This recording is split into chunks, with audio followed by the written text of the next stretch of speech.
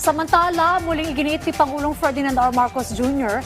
ang patuloy na pagpapalakas ng kakayahan ng hukbong dagat ng Pilipinas. Ngayong araw, isa pang offshore patrol vessel ang kinomisyon para paigtingin ang pagbabantay sa mga teritoryo ng bansa.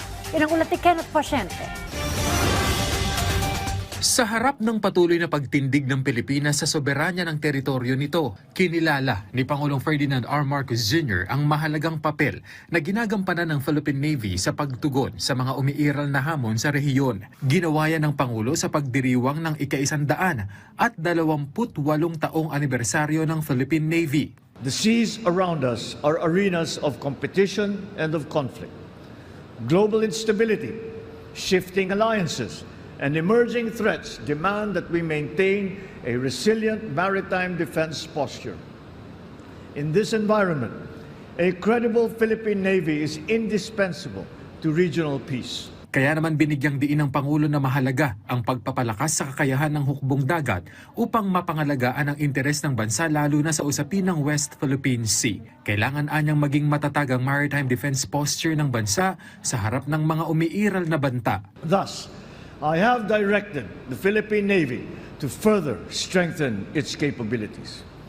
The DND-AFP was also tasked to further expand and deepen partnerships, exchanges, and interactions with allies and friendly forces. Binigyang diin din ng Presidente ang patuloy na modernisasyon ng hukbong dagat.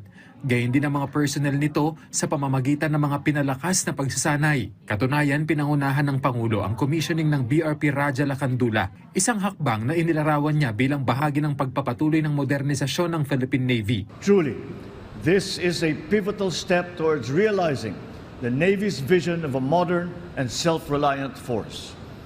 This vessel enhances our capacity to safeguard our resources and assert our sovereignty.